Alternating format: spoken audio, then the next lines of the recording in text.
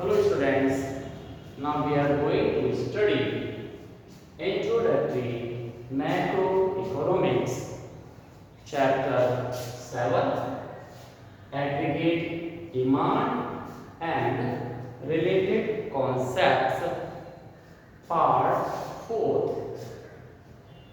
Now in this part we are going to study about the propensity to consume.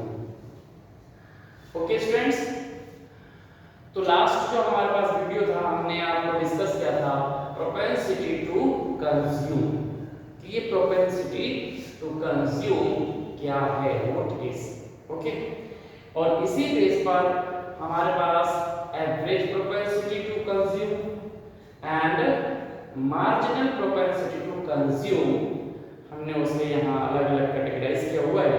दो part में हमने propensity को divide किया है, तो जिसके बेस पर हमारे पास जो कंजम्पशन फंक्शन है वो दो पार्ट में आपके पास आ जाता है कि average propensity to consume, okay, इसे हम शॉर्ट में एपीसी यानी average propensity to consume APC ये हम इसे बोल देते हैं, ओके।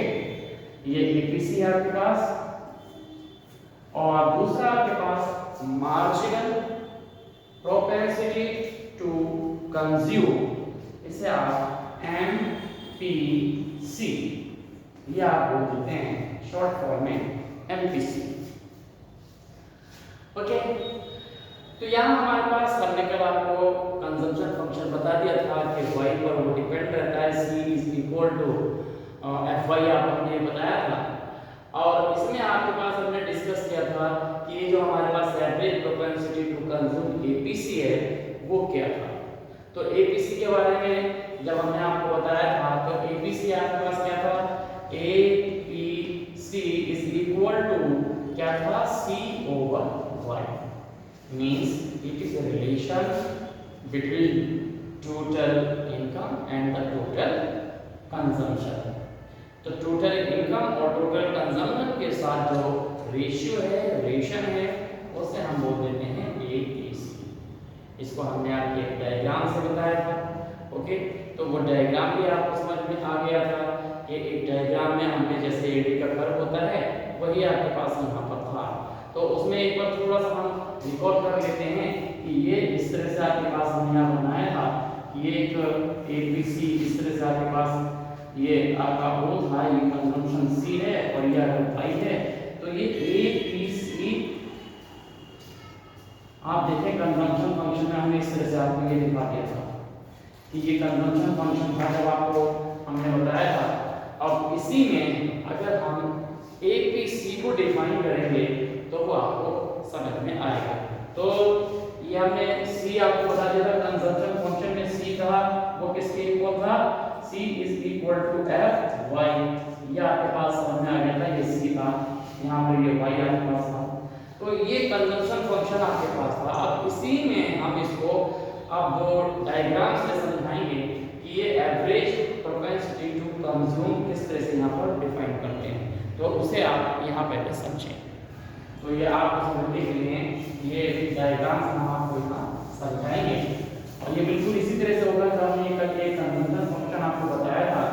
और इसी में एक हल्का सा हमने आपको न्यूमेरिकली एक एग्जांपल लिया था, न्यूमेरिकली उस न्यूमेरिकली एग्जांपल को भी हम यहाँ पर शो करेंगे डायग्राम में कि वो किस तरह से आपके पास क्या होगा। तो जरा आप उसे देखें कि average propensity to consume APC, अगर आपने देखा कि एपीसी किस तरह से आपके पास था, average propensity to consume, it is a relation between total income and the total consumption, ये आपको हमने बताया था। और यहाँ हमने आपको एक एग्जांपल दिया था, और उस एग्जांपल में आपको हमने बताया था कि मान लीजिए कि एक व्यक्ति का जो कंजम्पशन है वो है कितना, 800, और उसकी इनकम का जो लेवल है वो मान लीजिए कि यहाँ पर 1000 है, ओके। अब यहाँ पर केवल आपको वैल्यू सब्स्टिट्यूट की थी हमने, ये एपीसी इस तरह से आप जानते हैं, एपीसी का क्या हो गया, C ओवर Y। तो C की जगह हमारे पास है 800, ये हमने यहाँ लिख दिया और इसके पीछे हमने लिखा 1000, देन ये हमारे पास आ जाता था ये 0.8। ओके, दोनों में 0 रिड्यूस हो गए और कैंसिल बाय 20 आपके पास है। और इसे जो है आप डायग्राम से जब शो करेंगे तो ये आपको यहाँ पर एकदम होता है। ओके, और इसी बेस पर एग्जांपल बेस पर एक प्रूफ करने के लिए आपके पास आता है कभी कभी क्वेश्चन, उस क्वेश्चन को भी हम यहाँ समझेंगे कैसे वो होता है। ओके, तो यहाँ देखिए अगर हम एवरेज प्रोपेंसिटी टू कंज्यूम को यहाँ पर डायग्राम से शो करें तो ये इजी आपके पास होगा कि आप इसे अच्छी तरह से यहाँ समझ लें। ये आपके पास क्या है, ये आपका ओरिजिन और ये इनकम वाई है आपकी और ये सी है आपके पास, और एक कंजम्पशन फंक्शन में आपको ये इस तरह से ये आपके अप्लाई ड्रॉ कर देंगे। ओके, तो ये हमारे पास क्या है, कंजम्पशन फंक्शन। तो कंजम्पशन फंक्शन में ये आपके पास इस तरह से यहाँ रहेगी लाइन कंजम्पशन फंक्शन के लिए। तो यहाँ पर आपको ये शो करना है line as a consumption function. अब ये कंजम्पशन फंक्शन हमने आपको बताया कि ये हमेशा ओरिजिन से ऊपर होता है। ओके, क्यों? क्योंकि कंजम्पशन कभी भी 0 नहीं होता, वो हमेशा कुछ ना कुछ होगा। तो अगर ये कंजम्पशन फंक्शन यहाँ आपने लिख लिया तो इसके बाद आपको ये एबीसी यहाँ पर दिखाना होता है। तो यहाँ आप देखिए ये इनकम का लेवल है, मान लीजिए कि ये आपके पास ये इनकम है आपके पास, ये इनकम का लेवल, ये मान लीजिए कि आपके पास 1000 ये आपके पास इनकम है, और यहाँ ये हमने यहाँ शो कर दिया कि ये लेवल जो हमारे पास आ रहा है वो 800 का है। ओके, तो ये हमारे पास कितना हो गया 800, ये कंजम्पशन हमारे पास 800 है और ये ए कंडीशन आपके पास है। ओके, तो ए कंडीशन में आपके पास अगर हम एबीसी देखें तो हमारे पास ये ए कंडीशन बिल्कुल इसी तरह से क्या हमारे पास ए कंडीशन में एबीसी इक्वल टू क्या हो जाएगा, यहाँ पर आपने देखा तो एबीसी क्या हो जाएगा आपके पास ये 0.8 हो गया। अब मान लीजिए कि इनकम का लेवल आपका बढ़ जाता है, इनकम का लेवल बढ़कर 2000 हो जाए, ठीक इसके ऊपर ये देखिए हमारे पास हमने यहाँ लिखा कि ये 2000 इनकम का लेवल हो गया आपके पास। ये देखिए इस तरह से हमने यहाँ पर मेंशन कर दिया कि इनकम आपकी कितनी होगी बढ़कर 2000। अब आप यहाँ पर देखिए इनकम 2000 होने पर आपका जो कंजम्पशन है वो कितना होगा, यही यहाँ पर समझना होता है कि किस तरह से हम यहाँ पर शो करेंगे इसे कि अगर बी कंडीशन हमारे पास है तो वो किस तरह से है। तो ये बी कंडीशन हमारे पास यहाँ आ गई, ओके, और ये ए कंडीशन आपके पास थी। अब देखिए इनकम जो है वो बढ़कर 1000 से 2000 हो गई। तो जनरली क्या करते हैं स्टूडेंट की ये इनकम जो कंजम्पशन है वो बढ़ाकर यहाँ 800 की जगह 1600 कर देंगे, तो वो गलत हो जाएगा, क्योंकि यहीं पर एक साइकोलॉजी होती है जिसे कीन्स ने बहुत अच्छी तरह से डिफाइन किया हुआ है कि अगर इनकम आपकी क्या हो रही है, डबल हो रही है, एक का income become double, then the consumption increase not equal to the double. तो इनकम जो है दुगनी नहीं हो, जो कंजम्पशन है दुगना नहीं होगा, अगर इनकम दुगनी हुई है उससे थोड़ा कम होगा। मतलब ये साइकोलॉजी है कि जब इनकम बढ़ती है तो कंजम्पशन बढ़ता जरूर है लेकिन वो डिमिनिशिंग रेट से बढ़ता है, यानी कम रेट से बढ़ता है। इसका मतलब ये है कि अगर इनकम दोगुनी हो गई तो कंजम्पशन 2 गुना नहीं होगा, उससे कम होगा। तो यहाँ पर ये आपके पास आ जाएगा 1400 दिया हुआ। ओके, तो यहाँ पर अगर हम बी पर देखें तो बी पर हमारे पास किस तरह से यहाँ दिखाई देगा। अब इसको हम यहाँ ए कंडीशन और बी कंडीशन दोनों हम यहाँ दिखा सकते हैं। तो ए बी सी को हम बहुत इजीली यहाँ क्वेश्चन को एक समझेंगे और यही हम बताएंगे किस तरह से। एट ए पर आपने देखा एट ए, ये देखिए एट ए पर ए बी सी आपके पास कितना है, ए बी सी, ये कितना था सी का मीन आपके पास था 800, ये आपके पास 800 और ये 1000 था आपके पास। तो ये बनकर आपके पास क्या आ गया था 0.8, ये पहली कंडीशन में आपके पास है। इसी तरह से आपके पास एट, अगर हम देखें तो एट बी पर आप इसे देखिए एबीसी क्या है। तो बी पर हम क्या देख रहे हैं ये आपके पास क्या है, यहाँ पर आपके पास कंजम्पशन कितना है, वो 1400, और ये आपके पास ये। तो अगर हम यहाँ पर देखते हैं तो यहाँ पर आपके पास जो कंजम्पशन है वो 1400 और ये आपके पास 2000। अब यहाँ पर कंडीशन क्या हो गई, यहाँ पर कंडीशन 0 पॉइंट या देखो 8 यहाँ पर नहीं है, अब ये क्या होगा, कम हो जाएगा उसका। तो देखिए ये आपके पास 2 जीरो से रिड्यूस हो गए, ओके, और ये 20 से पॉइंट आएगा 0.7 आपके पास आ जाएगा। तो ये 0.7 अगर आप उसको डिवाइड करेंगे तो ये सेकंड कंडीशन आपके पास आ गई इस तरह से, ओके।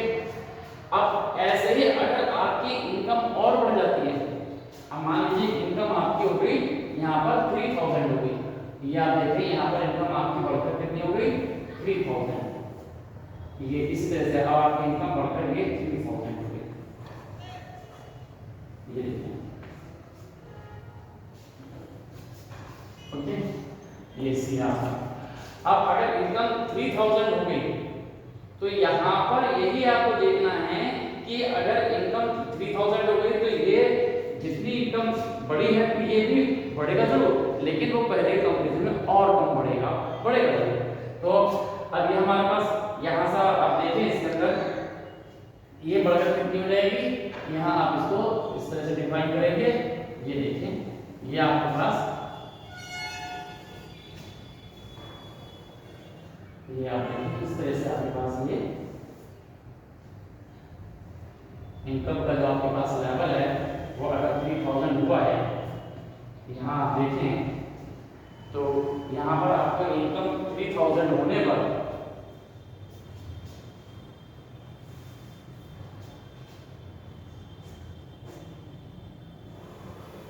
ये इनकम आपका यहाँ पर 3000, अब 3000 होने पर आपकी जो कंजम्पशन का लेवल है, ये सी कंडीशन हमारे पास है, इसे हम सी कह सकते हैं, इसे आगे बढ़ाइए, कंजम्पशन है, ये कंजम्पशन लाइन है, तो ये आपके पास क्या है, ये आपके पास सी कंडीशन आ जाती है आपके पास। तो ये सी कंडीशन पर एट सी यहाँ पर जो कंजम्पशन है वो आपके पास 1800 हो जाएगा, बढ़ेगा जरूर लेकिन उतना नहीं बढ़ता जितना कि आपकी इनकम बढ़ती है। तो इनकम के बढ़ने पर कंजम्पशन बढ़ेगा, लेकिन ये कंजम्पशन उस रेट से नहीं बढ़ता जिस रेट से आपकी इनकम बढ़ती है। तो यहाँ पर ये आपने एफसी, ये एक डायग्राम से हम एक क्वेश्चन भी यहाँ पर साथ में करते जा रहे हैं। तो ये एपीसी कितना है, एपीसी आपके पास कितना हो गया, अब यहाँ पर कितना है सी ओवर वाई, अब सी कितना है वो 1800 है, ये देखिए, और यहाँ पर ये कितना है वो आपके पास 3000 है, ये देखिए 3000। तो अब आपके पास 0.6, ये देखिए ये थर्ड आपके पास कंडीशन आ गई। तो ये सब हमारे लिखने का मीन किया था कि ये क्वेश्चन अगर इस तरह से आपके पास पूछा जाता है, डायग्राम के थ्रू पूछा जाए किसी भी तरह से, उस पर लिखा होता है कि prove that as the income increase, अगर इनकम बढ़ती है तो जो एपीसी है वो गिरती है, कि decline, if the income is decrease then APC become decline, कि वो कम होना शुरू हो जाती है। तो बिल्कुल आप यहाँ दिखा देंगे कि ये तीन कंडीशन के फ्रॉम 1 2 3, या हमने ये तीन एग्जांपल ले लिए, ये न्यूमेरिकल एग्जांपल आपके पास आ गए, इसे हमने ले लिया और हमने ये शो कर दिया इससे कि पहले जो इनकम का लेवल है आपके पास वो 1000 है, दूसरा लेवल जो है वो 2000 है और तीसरा लेवल जो है वो आपके पास 3000 है, और उसके हिसाब से जो आपके पास कंजम्पशन है वो आपने यहाँ पर शो कर दिया कि पहली कंडीशन में कंजम्पशन क्या था, दूसरी कंडीशन में क्या था। यहाँ ये कंडीशन आपके पास यहाँ आप लिख सकते हैं कि ए वाली कंडीशन है, तो ए कंडीशन में आपके पास कितना है, यहाँ पर आपके पास जो सी है वो यहाँ पर आप लिख सकते हैं, ये सी जो है यहाँ पर 800 और ये आपके पास y जो है वो आपके पास 1000 है, ओके। इसी तरह से बी कंडीशन में आपके पास सी कितना है, ये आपने दिया 1400 और यहाँ पर आपने लिख दिया जो y है वो कितना है 2000, ये। तो और इसी कंडीशन में सी कंडीशन में आपके पास कितना है, सी है आपके पास 1800, ये, और y जो है वो आपके पास है 3000। तो ये सारी वैल्यू आपने यहाँ पर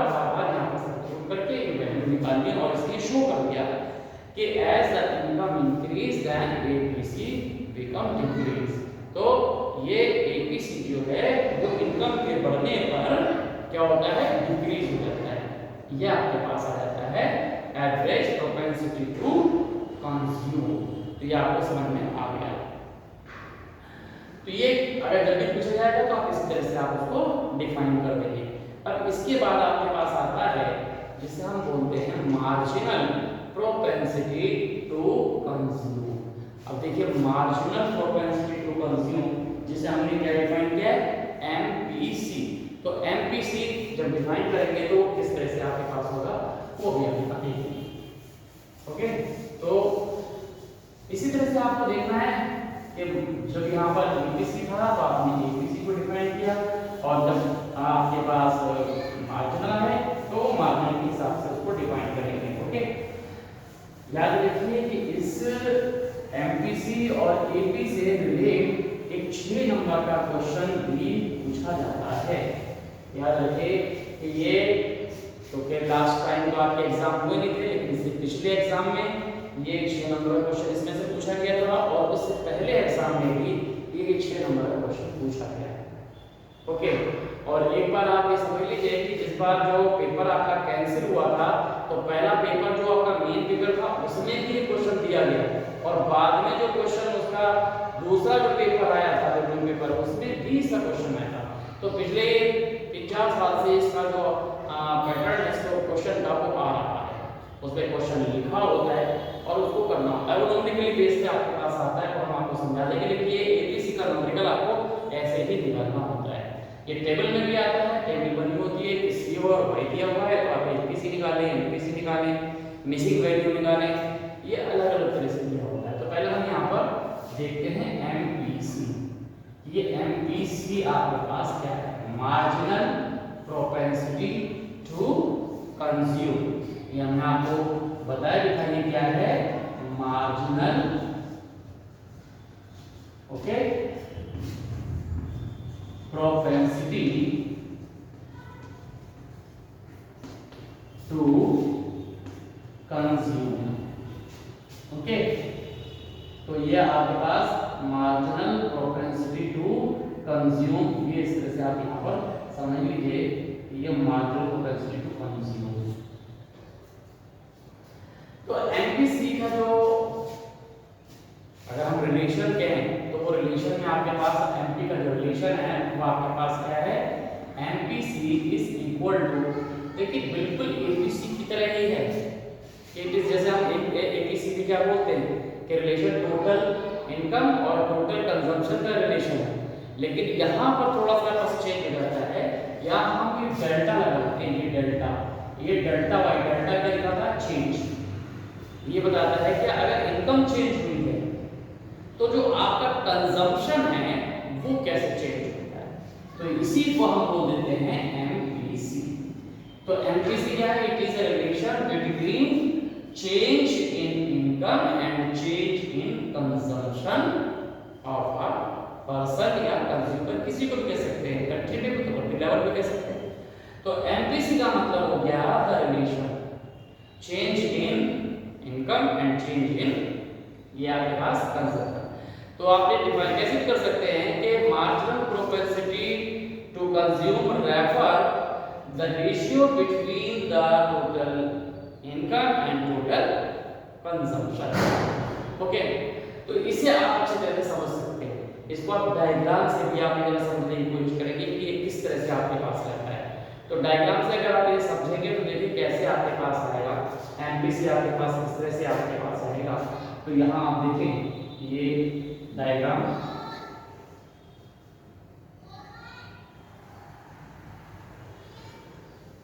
ये आपके पास y है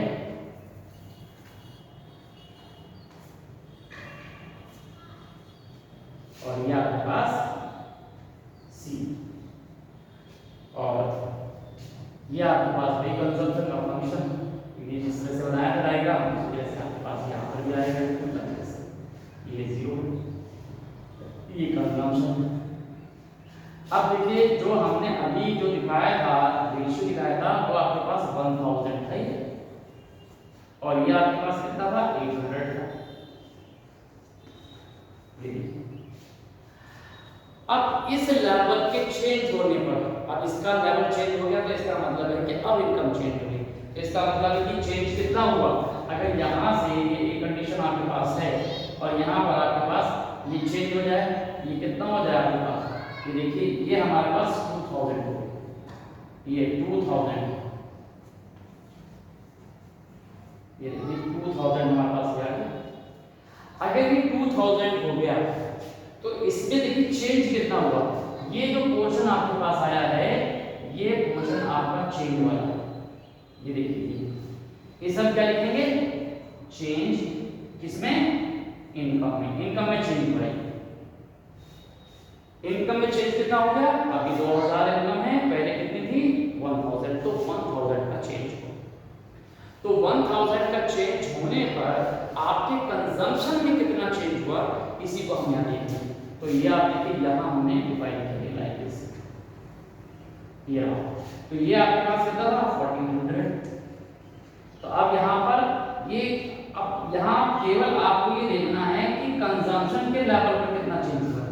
तो कंजम्पशन के लेवल पर चेंज कितना हुआ, तो मतलब पहले कितना था 800, अब कितना है, अब आपके पास है कितना 1400।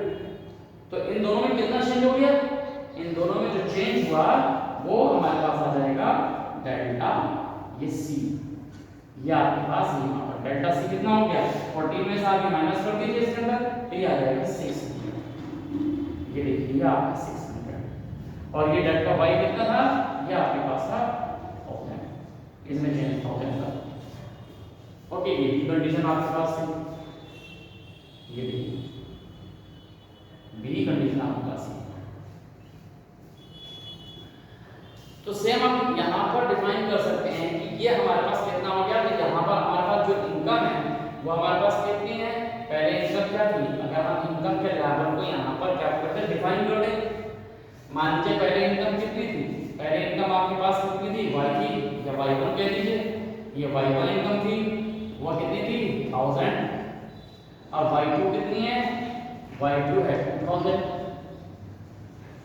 तो ये डेल्टा y कैसे निकाल दिया हमने, सीधे सीधे आपने कर दिया कि y2 में से आपने y1 माइनस किया, तो ये आपके पास कितना हो जाएगा, अगर यहाँ से देखें तो यही आप देख लीजिए, तो ये आपके पास हो गया 2000 माइनस का 1000 और ये आपके पास आ गया कितना 1000। पूरी आप वैल्यू निकाल कर दिखा सकते हैं। इसी तरह से C1 कितना था आपके पास, C1 था आपके पास 800 और अब आपके पास C2 कितना है, ये आपके पास है कितना 1400 लाइक दिस। और अब यहाँ से आपका डेल्टा C निकाल दीजिए, डेल्टा C कितना हो गया, डेल्टा C आपके पास हो गया C2 minus C1, it means ये आपके पास कितना हो गया 1400 माइनस 800, तो ये आपके पास कितना हो गया, ये आपके पास हो गया 600। ओके, देखिए डायग्राम में आपके पास हम यहाँ लिखकर ये शो कर देंगे। ओके, तो इस तरह से आप यहाँ पर इसको शो कर सकते हैं। अब इसे फॉर्मूले में आप डिफाइन कर दीजिए कि एमपीसी क्या हो गया। अब एमपीसी आपको कितना निकलेगा, ये आप देख लीजिए। तो एमपीसी क्या होगा, इसके बाद हम यहाँ पर कर देते हैं ये एमपीसी क्या है, इसके आने के बाद ये आपका यहाँ डायग्राम को समझना, ये इसके बाद जो है हम कहाँ लिख रहे हैं, यहाँ लिख रहे हैं, ये आपके पास है इसी क्या है, ये समझना कि डायग्राम में है। तो ये आपके पास यहाँ से आपने इसे एरो बना दिया, इसका मतलब है इसके बाद ये कहाँ है, ये यहाँ पर है। ओके, तो अब आपके पास एमपीसी क्या होगा, एमपीसी यहाँ पर लिख दिया कि ये एमपीसी की वैल्यू जो है वो कितनी हो गई delta C over delta Y. अब यहाँ पर आपने वैल्यू क्या लिखी, यहाँ पर वैल्यू इसके सामने लिख लीजिए। तो ये डेल्टा सी कितना है आपके पास, डेल्टा सी है 600, ये आपके पास 600 हो गया और ये आपके पास कितना हो गया 1000, ये आपने यहाँ से आपने लिख दिया। अब आपके पास क्या हो गई वैल्यू, ये आपके पास वैल्यू आ गई 0.6। ओके, तो इस तरह से हमारे पास क्या होगा, एमपीसी की हम वैल्यू कैलकुलेट करते हैं। तो एमपीसी जो है वो चेंज इन इनकम और चेंज इन कंजम्पशन का रेशियो है। Whenever the APC shows the relation between the total income and total consumption. Okay, तो अगर टोटल इनकम और टोटल कंजम्पशन है तो एपीसी है, और अगर चेंज इन इनकम और चेंज इन कंजम्पशन है तब वो marginal propensity to consume MPC है। तो एमपीसी में और एपीसी में ये आपके पास डिफरेंस है। बात यही है। बिल्कुल उसी तरह से अगर क्वेश्चन आपसे कहा जाता है कि शो कीजिए कि एमपीसी वो इनकम के चेंज होने पर एमपीसी चेंज हो जाता है, या कहा जाए कि इनकम के बढ़ने पर एमपीसी डिक्रीज होता है, तो जैसे एपीसी का क्वेश्चन मैंने लिखा था शो किया था, वैसे ही आपको इसका क्वेश्चन शो करना मतलब सॉल्व कर देना है। इन एग्जांपल ले लेंगे, इनकम के लेवल ले लेंगे और यहाँ पर शो कर देंगे। और ये आपके डायग्राम में जो एक्सेस है ये जरूर दिखाया गया है। ओके, ये एक्स एक्सिस क्या है, इनकम है, वाई पर आपके पास ये कंजम्पशन है। तो इस तरह से आपके पास एपीसी और एमपीसी आपको ये समझ में आ गया। तो अगर ये डायग्राम से पूछा जाता है तो डायग्राम से बता देंगे, और अगर नंबरिकली पूछा जाता है तो नंबरिकली आप इसके अंदर बता देंगे। ये हाइपोथेटिकली हुआ, या फिर आपसे क्वेश्चन में जो है आपसे पूछा जाता है, तो जब क्वेश्चन में आपके पास पूछा जाएगा तो क्वेश्चन में भी उसी तरह से आप यहाँ पर बता देंगे। तो ये आपको समझ में आ गया। अब इसके बाद जो हमारे पास आता है वो आता है algebraic consumption function. Algebraic consumption function का मतलब आप ऐसे समझ लीजिए कि जब हम कंजम्पशन के दो पार्ट अलग अलग कर देंगे तब हमारे पास आ जाएगा। अभी हम कंजम्पशन में क्या करते हैं, एक साथ ले लेते हैं, और जब अलजेब्रिक कंजम्पशन आएगा तो वो क्या होगा, हम उन दोनों को अलग अलग कर देते हैं। तो वो भी आपके पास यहाँ समझ में आपको आएगा।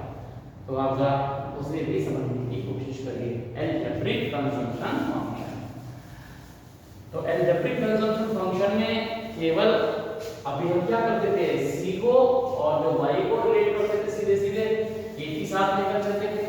अब कंजम्पशन के जो दो टाइप हैं उनको भी हम साथ में लेकर चलेंगे, तब आपके पास आ जाएगा अलजेब्रिक कंजम्पशन फंक्शन। और फिर उसी तरह से आपके पास आ जाएगा जो कंजम्पशन है उसी के साथ आ जाएगा। और इसके बाद हमें रिलेशन शो करने होते हैं किसके, एपीसी और एमपीसी के। तो उसके लिए सेविंग का फंक्शन भी लेना होता है। जैसे कंजम्पशन फंक्शन आप ले रहे हैं ऐसे ही सेविंग फंक्शन भी लेना होता है।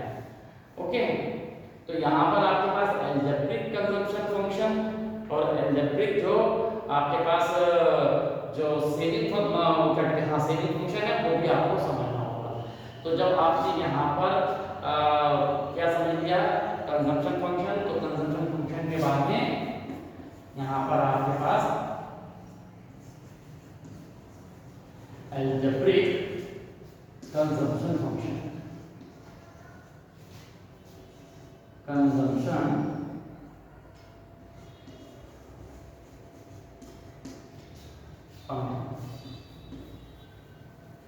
ये भी आपके पास बहुत सिंपल सा है।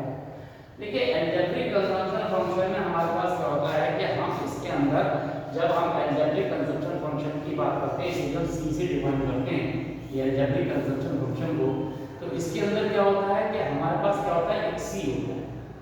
ये क्या है सी, इसके ऊपर एक बार लगा देते हैं, सी बार हो गया। ओके, और इसके बाद जो होता है एक ऑटोनोमस आपके पास आ जाता है। तो इसको हम शो करेंगे, देखो इस तरह से। कंजम्पशन फंक्शन में आपने देखा था एक ऑटोनोमस कंजम्पशन होता है और एक होता है जिसे आप बोलते हैं drive consumption.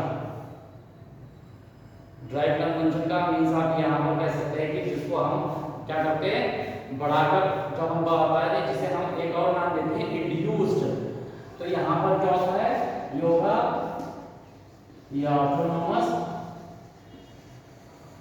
Consumption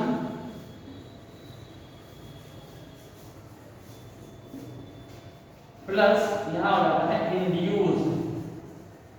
induced consumption.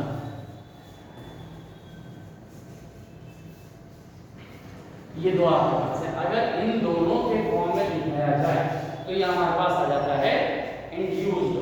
Okay, तो इंड्यूस्ड को अगर आप शो करना चाहते हैं तो ये आपके पास क्या होगा, ये आपके पास जो है ऑटोनोमिक है, तो ये आपके पास क्या हो जाएगा C, और इसको हम ऑटोनोमस कंजम्पशन जो है आपके पास ये है C बार।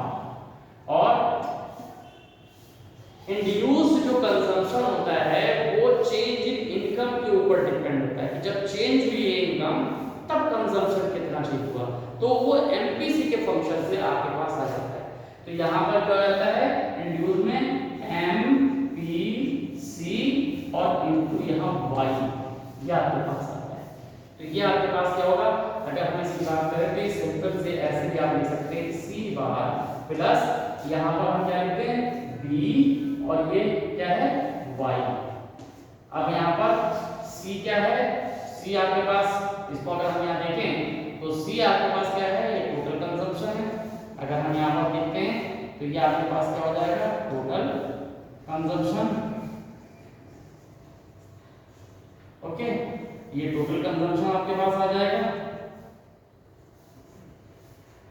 ओके, बल्कि इसको शॉर्ट भी कर दीजिए, ये कंजम्पशन, और ये आपके पास क्या हो गया, इसे आपने क्या कहा ऑटोनोमस कंजम्पशन।